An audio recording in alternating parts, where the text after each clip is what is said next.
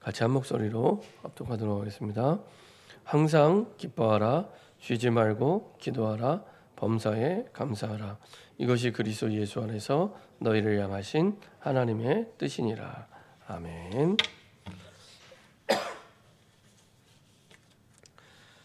자, 한번 기도하고 말씀 나누도록 하겠습니다.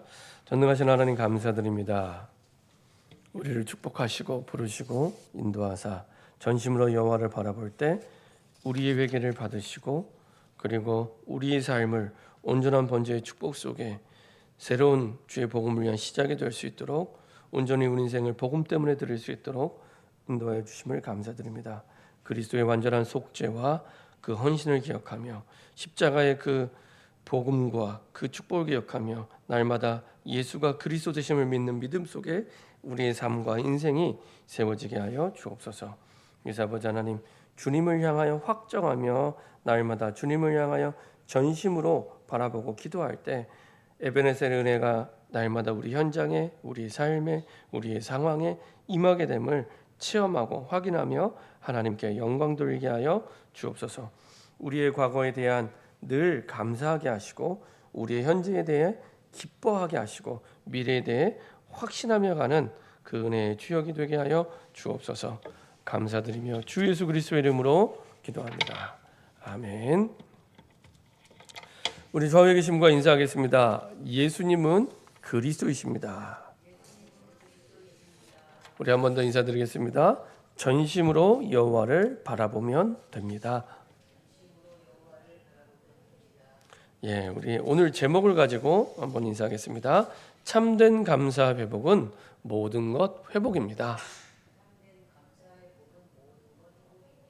예.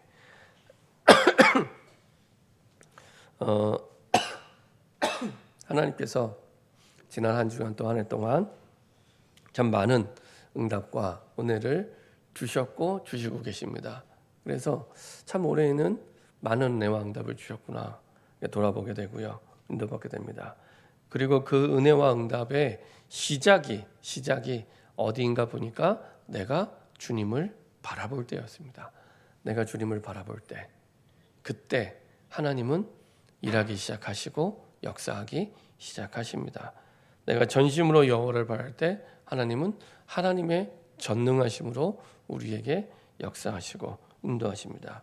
그래서 우리가 어떤 문제, 어떤 상황, 어떤 환경이 있어도 제일 먼저 우리가 해야 될, 정말로 회복을 위해서 가장 먼저 해야 될 일은 우리의 마음을, 우리의 능력이나 실력이 아니라 우리의 마음을 여호와께로 돌이키는 겁니다.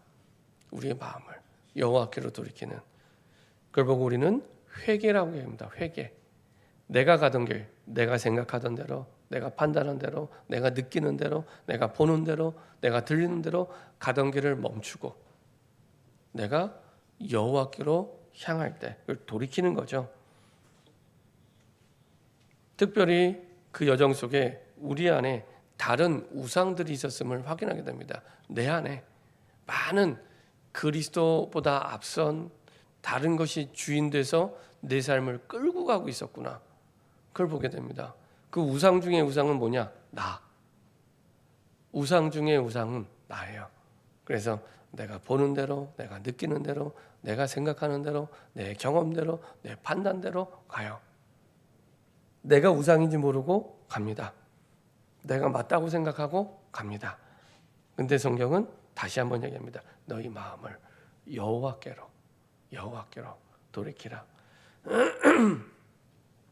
이스라엘 백성들이 고통의 원인이 블레셋이라고 얘기할 때 딱 한 사람 사무엘은 아니라고, 너희 안의 우상을 제거하면 전능하신 하나님께서 블레셋을 이기게 하실 거라고, 막으실 거라고 말씀하시죠. 그렇죠? 이스라엘 백성과는 다른 구별된 생각이었습니다. 다른 구별된 생각이었습니다. 근데 결국에 누구 말대로 됐습니까? 사무엘의 말대로. 그렇죠? 사무엘의 말대로. 특별히 온전한 번제로 하나님께 예배드릴 때 막으세요. 온전한 번제로 예배드릴 때 하나님이 막으세요. 원래 블레셋이 공격하면 이스라엘 백성은 두렵고 도망하거나 아니면 지도자를 원망하거나 사람 탓하거나 그랬었거든요. 근데 이제는 블레셋이 쳐들어오는데 도망가지 않아요. 도망가지 않고 피하지 않아요. 하지만 두려움은 아직 남아있어요. 그럼에도 불구하고 그때 기도를 부탁합니다. 다르죠. 이전에는 도망가고 피하고 사람 탓하고 지도자 탓하고 그랬었는데 이제는 사람 탓하지 않고 도망가지 않고 그 자리에서 두렵지만, 안 두려운 게 아니라 두렵지만 사무엘에게 기도를 부탁합니다. 그 자리가 미스바 광장입니다. 미스바의 자리. 그리고 사무엘이 온전한 번제를 드릴 때, 그렇죠? 다 태워드리는 예수 그리스도의 십자가의 죽으심을 의미하죠. 내 인생의 모든 문제를 십자가에서 끝내시고 부활하셔서 성령으로 지금도 역사하심이 나에게 믿어질 때, 그때입니다. 그때 하나님의 역사를 보게 됩니다. 하나님은 우리의 마음을 바꾸시고 우리의 믿음을 바꾸셔서 그리스도 안에서 모든 문제가 끝났음을 확인하게 하시죠. 그래서 그리스도를 위하여 내 인생을 100% 드릴 수 있는 새로운 시작이 되게 하십니다. 아, 그렇구나. 인생의 가치관이 바뀌는 거예요. 세상의 풍속과 세상의 흐름을 따라 세상의 가치관대로 내가 예배를 드리고 교회를 다니고 하나님의 자녀라고 하지만 내 인생의 가치가 세상에 있었는데 그게 아니라 돌이켜서 이제는 여호와를 향하여 인생의 가치관이 바뀌게 됩니다. 그리스도를 위하여, 복음을 위하여. 그렇죠? 그래서 갈라디아서 2장 10절, 나는 죽고 예수로 사는, 나는 죽고 복음으로 사는. 이전에는 돈으로 살았는데, 이전에는 내 능력으로 살았는데, 내 스펙으로 살았는데 그게 아니고 나는 죽고 예수로 사는. 그렇죠? 예수 이름을 부르며 그 응답으로 살고, 그래서 그 응답을 경험해 보니 예수를 위해 사는, 그렇죠? 다른 인생이 됩니다. 그리고 그 자리가, 그 고통의 자리, 도망의 자리, 아픔의 자리가 회복의 자리 바뀌게 되죠. 능력의 자리로 바뀌게 되고 부흥의 자리로 바뀌게 됩니다. 그 자리가 바로 미스바입니다. 미스바. 그래서 지난 주간에 우리가 특별 새벽 기도를 했는데 그 주제가 뭐였냐? 전심으로 여호와를 바라보라. 전심으로 여호와를 바라보라. 근데 전심으로 여호와를 바라보기 위해서 반드시 우리가 해야 될 것, 우리가 그 바라보기 위해 가장 중요하게 붙잡아야 될 게 온전한 번제. 그리스도가 아니면 전심으로 하나님 앞에 나갈 수가 없기 때문에, 그래서 복음 앞에 나를 세우라. 이게 첫째 날 제목이었고요. 둘째 날은 그런 나가 있는 가정은 반드시 살아납니다. 복음 앞에 가정을 세우라. 그리고 복음 앞에 내 현장, 내 업, 내 직장을 세우라. 복음 앞에. 그래야 직장이 살아나고 내 업이 살아나고 모든 게 살아나게 됩니다. 그리고 복음 앞에 교회를 세워라. 교회를 세워라. 복음 앞에 예수의 피로 사신 교회, 복음 앞에 교회를 세워라. 그리고 복음 앞에 나라와 민족을 세울 때 나라와 민족이 살아나게 됩니다. 정치가가 나라를 살리는 게 아닙니다. 경제인이 나라를 살리는 게 아닙니다. 복음 앞에 나라와 민족이 세워질 때 나라가 세워지게 되고 그리고 민족이 살아나게 됩니다. 그렇죠?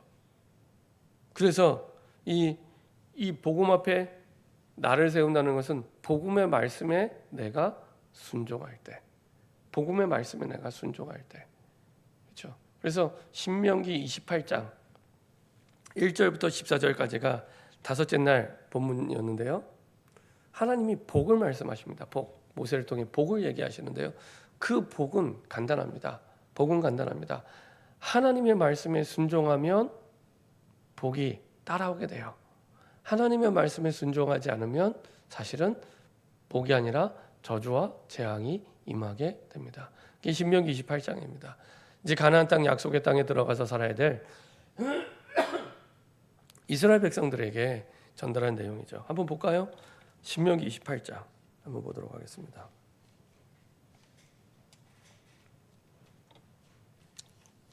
신명기 28장.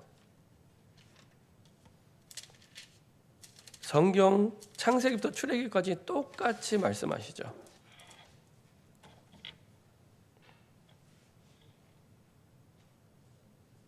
신명기 28장 1절부터 우리 7절까지만 한번 보도록 하겠습니다. 28장 1절부터 7절입니다.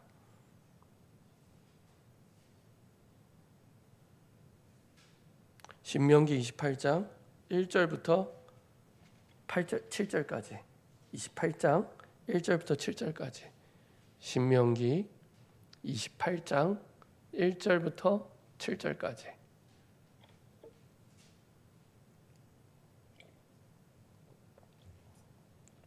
다 복받기 원하시죠? 이렇게 하시면 됩니다.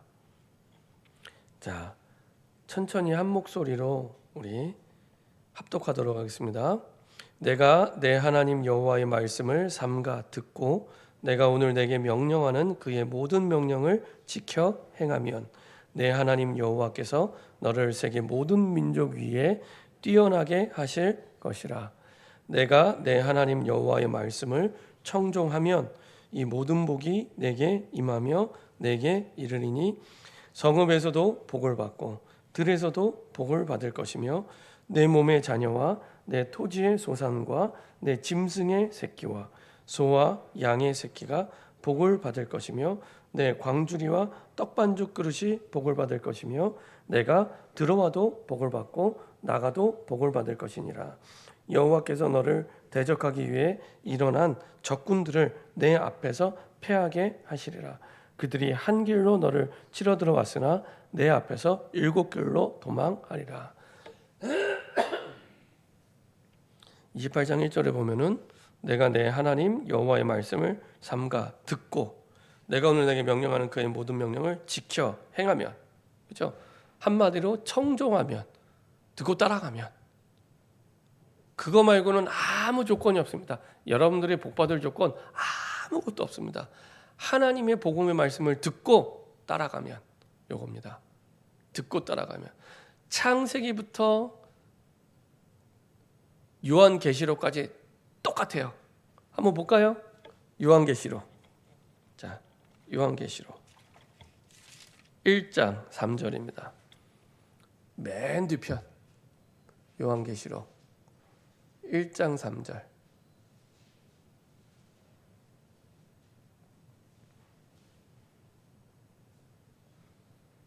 요한계시록 1장 3절입니다.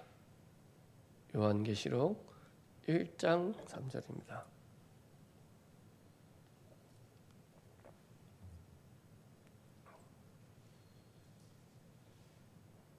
요한계시록 1장 3절입니다.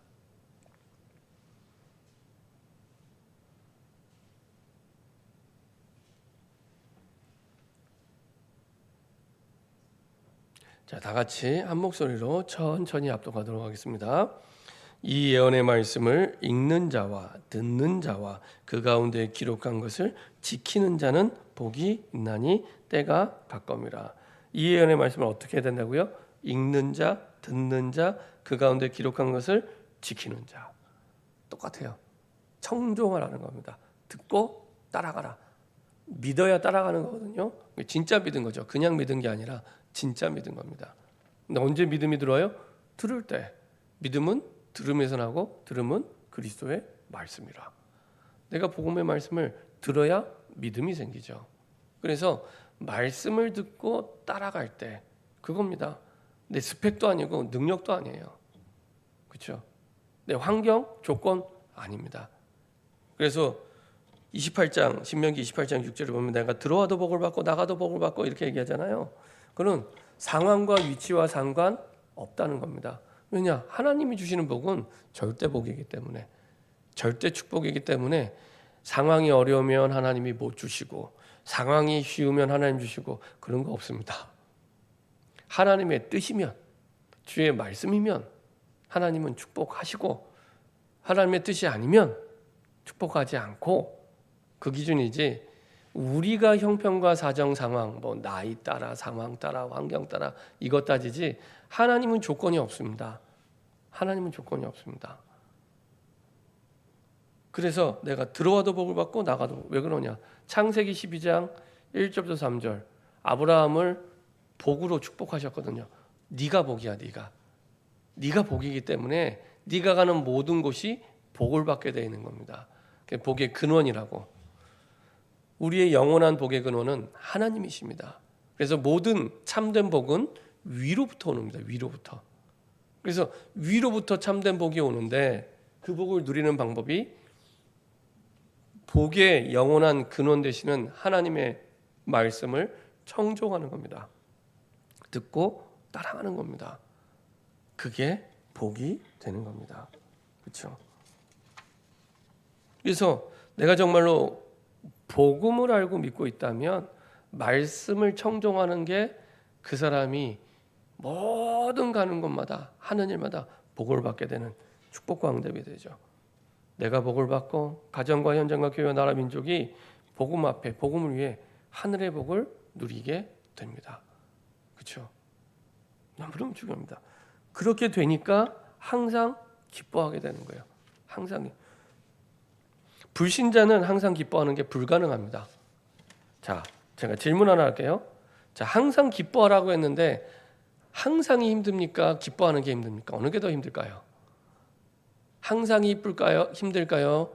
기뻐하는 게 힘들까요? 항상이 힘들죠. 불신자도 가끔 기뻐합니다.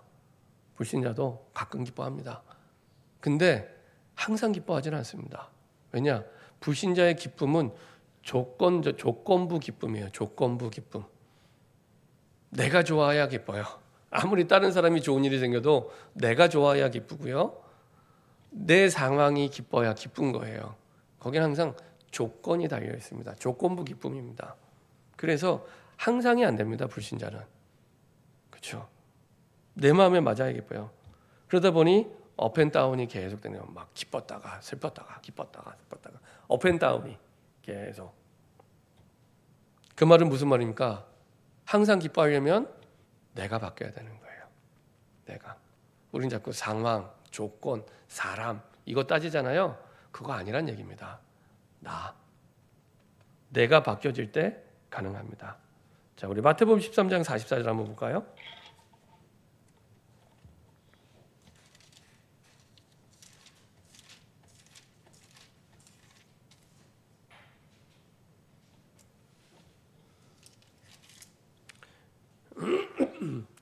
한 구절이지만 중요한 비유를 말씀하시죠. 하나님 나라에 대해서, 복음에 대해서. 자, 44절. 마태복음 13장 44절입니다.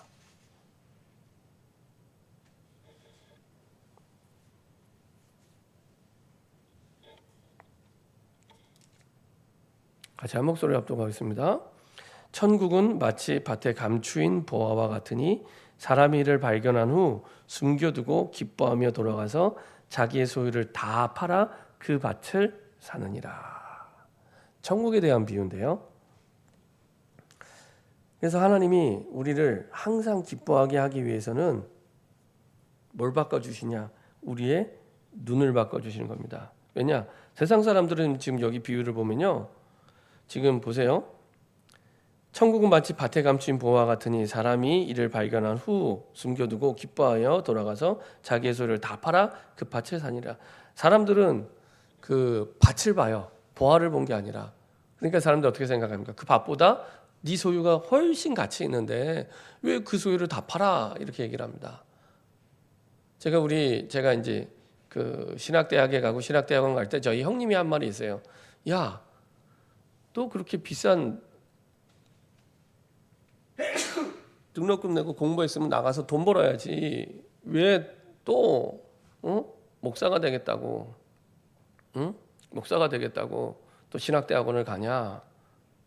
뭐 이렇게 얘기합니다. 그러니까 우리 형님이 볼 때는 밭을 본 거예요. 예.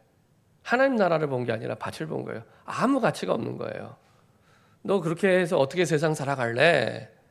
돈도 안 벌고 이렇게 얘기가 되는 겁니다. 밭을 본 거죠. 하나님 나라를 본 게 아닙니다. 기뻐할 수가 없는 거죠. 근데 농부는 뭘 봤다고요? 밭 속에 감추어진 보화를 본 거예요. 어느 정도 가치 있다고 생각합니까? 내 모든 전 재산을 다 팔아도 훨씬 비교할 수 없을 만큼 가치 있다는 걸 발견한 거예요. 기쁜 마음으로 전 재산을 팝니다. 밭을 사기 위해서. 우리 인생이 그렇다는 겁니다. 하나님 나라를 발견한 그 복음을 발견한 그 사람은 자기의 인생을 아낌없이 드리게 됩니다. 눈이 바뀐 거죠. 하나님께서 눈을 바꿔주세요. 밭만 보지 말고 밭 속에 감추인 보화, 하나님 나라, 복음을 보는 눈을 열어주십니다. 그 말은 기준과 표준이 바뀐 거예요.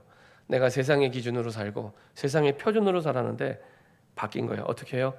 하늘이 표준이 된 겁니다. 하나님 나라가 내 인생의 표준이 된 거예요. 이 땅에 소망을 두고 살아가는 것이 아니라 영원한 하나님 나라에 내 인생의 표준과 소망을 두고, 영혼에 대한 표준이죠. 잠깐 있다 없어질, 이 땅에서 우리가 70년 80년 살다 가게 될 텐데 거기에 기준을 두지 않은, 거기에 표준을 두지 않은 하나님의 약속과 하나님 나라에 대한 소망을 기준을 두고 표준을 두고 가는 거죠.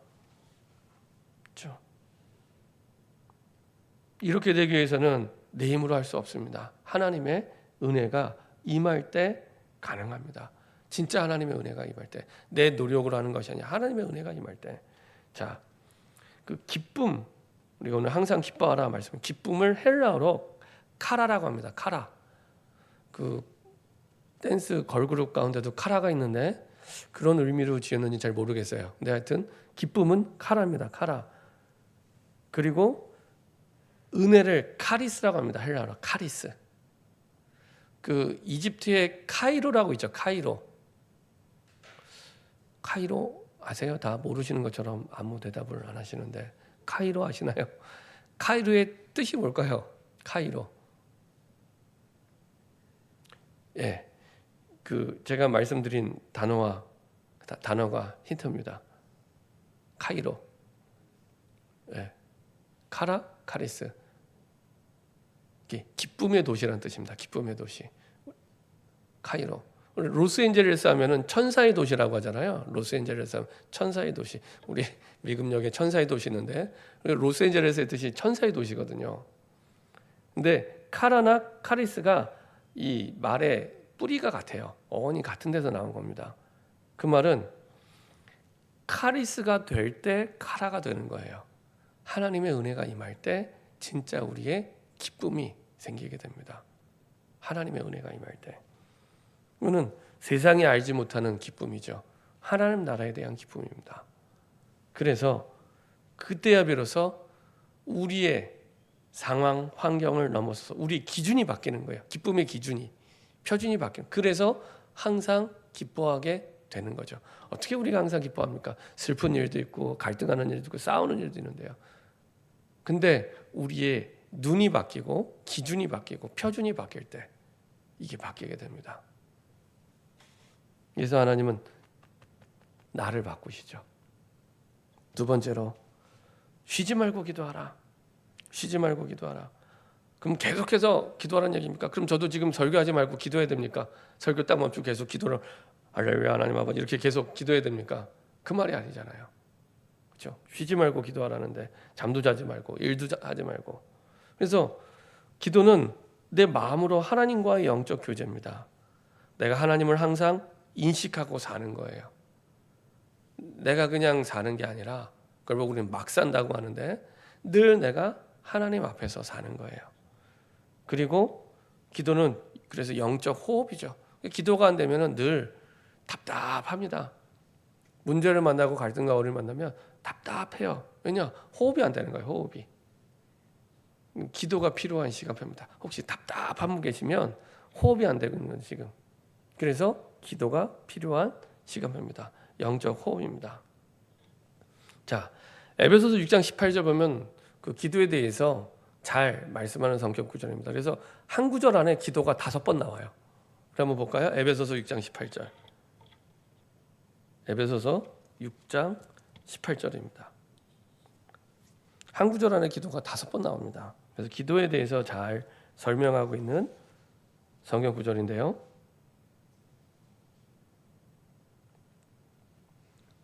에베소서 6장 18절 한 목소리로 합독하겠습니다. 모든 기도와 간구를 하되 항상 성령 안에서 기도하고 이를 위하여 깨어 구하기를 항상 힘쓰며 여러 성도를 위하여 구하라.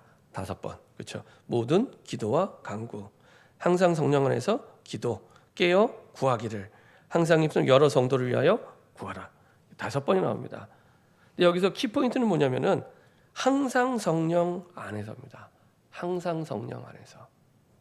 항상 성령 안에서. 우리의 가장 중요한 기도 제목이 뭐라고요? 성령의 충만함을 부어 주시옵소서. 그 성령 안에서. 그럼 성령이 하는 역할이 뭡니까? 계속 연결하는 역할을 성령이 합니다. 그래서 흑암의 역사는 흩어지게 만들지만 성령의 역사는 하나 되게 만듭니다. 그렇죠? 모든 것을 연결해서 하나 되게 만들죠.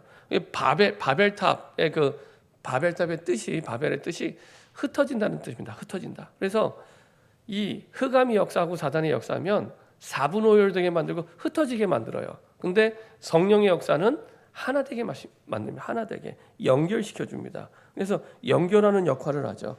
고린도 후서 13장 13절 보면은 제가 축도할 때 말씀드리는 성경의 근거가 나옵니다. 뭐라고 말씀하냐? 고린도 후서 13장 13절에 주 예수 그리스도의 은혜와 하나님의 사랑과 성령의 교통하심이 너희 무리와 함께 있을지어다. 성령의 뭐라고요? 교통하심이 연결하는 겁니다. 그 역할을 하는 겁니다. 그래서 기도는 하나님이 나와 연결되는 것입니다. 그래서 기도는 모든 것을 하나님과 연결시키는 거예요. 기도는 모든 사람을 하나님과 연결시키는 거예요. 내가 내 자식 바꿀 수 없기 때문에 하나님과 연결시키는 거예요. 하나님이 바꾸시도록.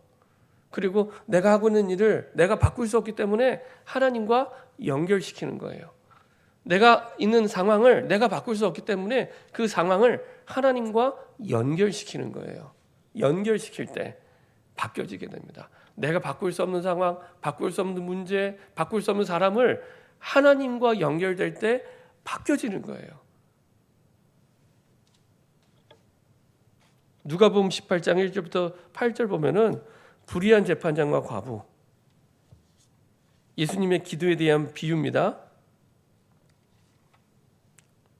불의한 재판장, 아주 악질 재판관이죠. 하나님을 두려워하지 않고 사람을 무시하는. 그러니까 그 당시 가장 천하의 악질 재판관. 근데 이 누구를 만나냐? 가장 불쌍한 사람, 그 당시 과부를 만납니다. 유대의 사회에서 가장 긍휼히 여김을 받은 사람은 고아와 과부예요. 예수님이 되게 극단적인 비유를 하신 겁니다. 근데 이 과부가 늘 이 악한 재판관, 좋은 재판관도 아니에요. 악한 재판관 찾아가요. 왜 찾아가냐? 이 악한 재판관이 내 한을 풀어줄 수 있다는 답에 대한 확신이 있기 때문에 찾아가요. 이놈이 진짜 나쁜 놈인데 아무리 나쁜 놈이라도 나쁜 놈인 게 중요한 게 아니라 나에게 있는 문제를 해결해 줄 수 있다는 확신이 있기 때문에 가는 거예요. 나중에 이 악한 재판관이 들어줍니다. 근데 이 불쌍해서 들어주는 게 아닙니다. 내가 귀찮아서 들어줘요. 근데 들어준다는 겁니다.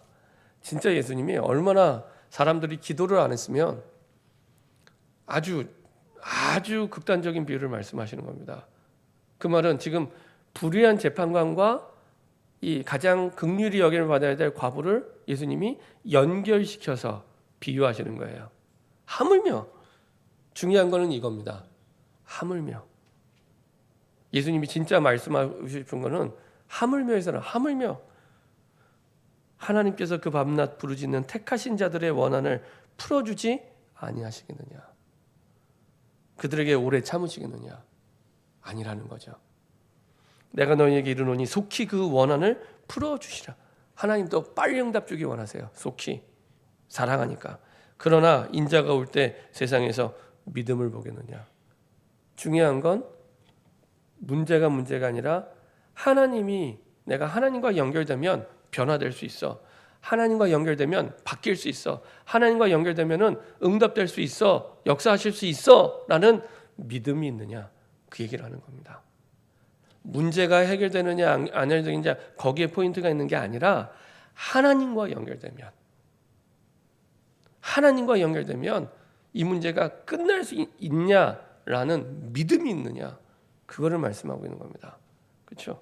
믿음이 있으면 연결하겠죠. 믿음이 있으면 기도하겠죠. 기도를 안 한다는 건 안 믿는다는 얘기죠. 원망도 하고 불평도 하고 때로는 내가 힘든 현장 도망도 가고 싶은데 안 한다는 것은 안 믿는 거예요.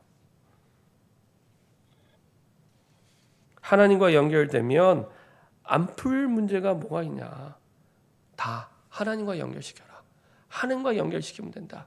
네 자녀도 이 상황도 환경도 모든 것을 하나님과 연결시켜라. 그 말씀을 하시는 겁니다. 자, 그러면 생명의 능력과 역사가 나타납니다. 그러면 3절이 되죠. 범사에 감사가 돼요. 범사에 감사가 돼요. 범사는 모든 일에 우리가 어떻게 감사해요? 항상 기뻐하는 게 안 되는 것처럼 범사의 감사도 불신자는 할 수 없어요. 그렇죠? 근데 어떻게 됩니까? 항상 기뻐하는 우리의 눈이 바뀌고 기준이 바뀌고 그래서 모든 걸 하나님과 연결했더니 범사에 감사가 되는 응답으로 확인이 되는 거예요. 체험이 되는 겁니다. 그래서 여기는 하나님께서 모든 주권을 가지고 행하신다는 믿음이 있는 겁니다. 그래서 나가 없을수록 이 축복을 누리게 돼요. 내가 없을수록. 하나님을 향한 신뢰가 있는 만큼 감사하게 돼요. 그렇죠? 이건 하나님의 섭리에 대한 믿음입니다. 현재 상황이 이해도 안 되고 납득도 안 되고 공감이 안 되는데 미래의 하나님의 뜻을 이루신다는 겁니다. 그래서 오늘 보았던 데살로니가전서 5장 18절에 우리 한번 읽어보겠습니다. 18절 시작. 범사에 감사하라. 이것이 그리스도 예수 안에서 너희를 향하신 하나님의 뜻이니라. 하나님의 뜻이 있다는 겁니다. 기뻐하라, 기도하라, 감사하라 명령이죠. 하나님이 근거 없이 명령을 주시는 일이 없습니다. 근거 없이 반드시 이유를 두고 명령하시는 거거든요. 그 말은 반드시 하나님의 섭리가 있다는 겁니다. 하나님의 섭리가 있다는. 하나님의 섭리는 뭡니까? 지금은 내가 이해가 안 되고 납득이 안 되고 공감이 안 되는데 하나님의 뜻이 이루어진다는 겁니다. 하나님의 뜻이. 제가 성경에 여러 가지 예가 있지만 한 가지만 말씀드릴게요. 그 사도행전 18장 6절에서 17절에 보면은 바울이 고린도 지역에 전도하러 갑니다. 근데 이 지역이요 굉장히 악한 지역이에요. 굉장히 악한 지역입니다. 그래서 바울도 전도할 때 여기서 굉장히 고생을 하게 됩니다. 자, 어느 정도로 고생하게 되냐? 안 찾아봐도 됩니다. 제가 읽겠습니다. 18장 6절부터 보면은 그들이 대적하여 비방하거늘 바울이 옷을 털면서 이르되 너희 피가 너희 머리로 돌아갈 것이요 나는 깨끗하니라. 이후에는 이방인에 가리라고. 거기서 옮겨 하나님을 경외한 디도 유스라는 사람 집에 들어가니 그 집은 회당 옆이라. 또 회당장 그리스도가 온 지방과 더불어 주를 믿으며 수많은 고린도 사람 듣고 믿어 세례를 받으니라. 밤에 주께서 환상 가운데 바울에게 말씀하시되 두려워하지 말며 침묵하지 말고 말하라. 내가 너와 함께 있으며 어떤 사람도 너를 대적하여 해롭게 할 자가 없을 것이니 이는 이 성 중에 내 백성이 많음이라. 그리고 1년 6개월을 머물며 그 가운데 하나님의 말씀을 가르치니라. 얼마나 힘들었던지 바울이 정말 웬만하면 기쁨으로 복음을 전하는데 화를 내면서 우리 대적하고 비방하고 두들겨 패니까 바울을. 그랬더니 옷을 털면서 너희 피가 너희 머리로 돌아갈 것이라. 거의 저주에 가깝죠. 이렇게 얘기를 합니다. 그리고 9절에 보면은 하나님이 직접 말씀하시죠. 두려워하지 말고 침묵하지 말라. 그 말은 두려워했다는 얘기입니다. 두려워할 만큼 힘들었다는 얘기예요. 그리고 말하고 싶지가 않은 거예요. 저도 이렇게 전도할 때 너무 이상한 사람, 너무 힘든 사람 보면은 말하고 싶지가 않아요. 그리고 너무 착한 사람, 괜찮은 사람 보면은 정말 말하고 싶어요. 근데 반대인 경우가 많아요. 야, 이 사람 예수 믿겠다 싶으면 안 믿어요. 영접을 안 해요. 야, 이 사람 진짜 이상한데 믿을까 싶어서 얘기했는데 영접해요. 이상하죠, 하나님의 역사는. 어쨌거나 그런 현장, 원래 우상숭배가 가장 심한 현장입니다. 이 고린도가. 근데 에베소 이전에 가장 오랫동안 머물게 하세요, 하나님이. 1년 6개월이나. 힘들었던 현장입니다. 그 가운데 어떤 사람이 있었냐? 소수대라는 사람이. 소수대네. 이 소수대라는 사람은 바울을 때리고 핍박하고 그리고 총독 앞으로 끌고 갔던 사람입니다. 근데 이 소수대네가 나중에 끌고 갔는데 총독이 얘기를 합니다. 나랑 상관이 없다고. 무슨 불량한 행동이나 뭐 문제가 있다면 너희가 알아서 처리해라. 회피를 합니다. 총독이. 그랬더니 나중에 어떤 일이 일어나냐? 이 소수대네를 쫓아서 갔던 사람들이 소수대네를 두들겨 패요. 두들겨 팹니다. 그리고 나서 어떻게 됐을까요?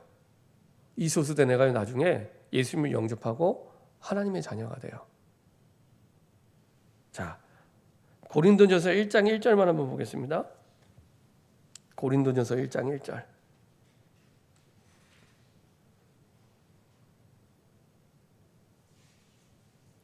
고린도전서 1장 1절입니다. 한 목소리 합동하겠습니다. 하나님의 뜻을 따라 그리스도 예수의 사도로 부르심 받은 바울과 형제 소수대네는. 보통 그 성경에서 형제가 나오잖아요. 형제는 어떤 의미냐면 하나님의 자녀가 돼서 같은 하나님의 뜻을 붙잡은 사람, 이게 형제입니다. 그래서 교회 오면 보통 형제, 자매 이렇게 얘기하잖아요. 같은 하나님의 자녀가 돼서 같은 하나님의 뜻을 붙잡고 가는 사람을 형제, 자매 이렇게 얘기합니다. 이 사람이 소수대네가 예수님을 영접하고 하나님 자녀가 됐을 뿐만 아니라 나중에는요 고린도 교회의 4대 목회자가 됩니다.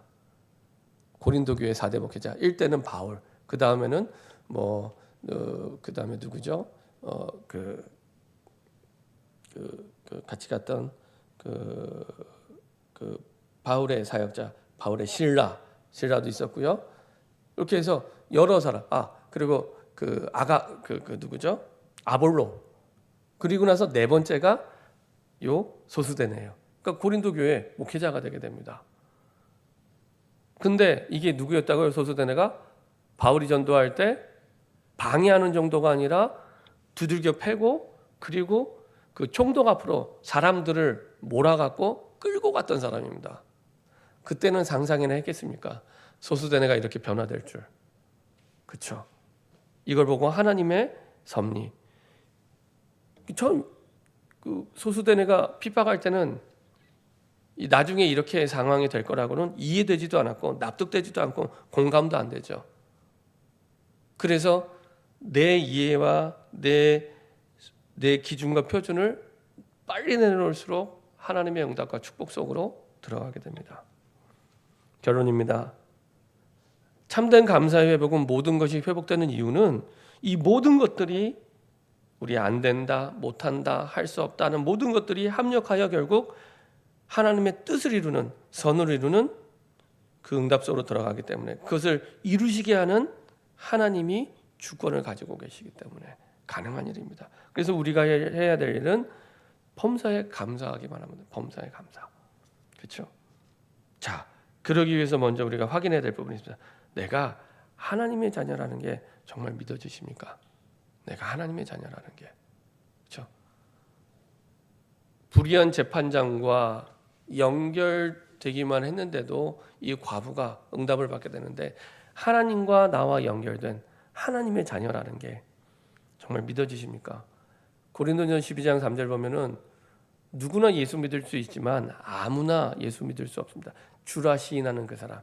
내가 예수님을 주로 그리스도 시인했다면 하나님의 자녀가 맞습니다. 그리고 거기에는 하나님의 뜻이 있습니다. 그렇죠? 그리고 그 뜻이 이루어지는 날과 시간표가 있죠. 그걸 보고 우리는 하나님의 섭리라고 얘기를 합니다. 자, 누가복음 17장 11절부터 19절 보면은 예수님께 치료받은 10명의 나병 환자가 있습니다. 근데 그 가운데 한 명만 돌아와서 감사해요. 제사장한테 가서 보여주라고 했을 때 그 믿음을 가지고 가는데 자기 병이 나아버린 거예요. 근데 나와서 돌아와서 감사하는 사람이 하필이면 또 사마리아인이래. 유대인도 아니고 이방인이었던. 그 당시 사람의 생각으로는 도저히 감사할 수 없는 사람의 생각은 사마리아인이 와서 감사합니다. 자, 우리가 하나님의 은혜 받은 백성 상위 10%에 드느냐 안 드느냐 테스트해보는 기준이 있습니다. 혹시 내 삶에 내가 지금 감사하고 있습니까? 그 사람은요 상위 크리스찬 상위 믿음 10% 안에 드는 사람입니다. 그 사람은 상위 이 크리스찬 믿음의 10% 안에 드는 사람입니다. 그렇죠? 우리가 감사가 별거 아닌 것처럼 보이지만 사실은 가장 복음의 사람은 감사하는 사람입니다. 그래서 뭐 완전 복음, 뭐 완벽하게 하나님처럼 그런 사람 없겠지만 성경에서 이런 사람이 복음의 사람, 진짜 복음의 매력 있는 사람이다라고 했을 때 그 말씀이 오늘 보았던 이 데살로니가서 5장 16절에서 18절입니다. 항상 기뻐하라, 쉬지 말고 기도하라, 범사에 감사하라. 이 사람들이 가는 곳마다 환경이 바뀌고요, 생명의 능력이 나타납니다. 가장 매력적인 그리스도인이 됩니다. 이런 축복과 응답이 함께하기를 소원합니다. 기도하겠습니다. 주님 감사드립니다. 우리 모든 성도들이 가장 매력적인 그리스도인이 되게 하여 주옵소서. 항상 기뻐하라, 쉬지 말고 기도하라, 범사에 감사하라. 이 축복 누리는 복음의 사람이 되게 하여 주옵소서. 예수 그리스도의 이름으로 기도합니다. 아멘. 우리 시간에 다 같이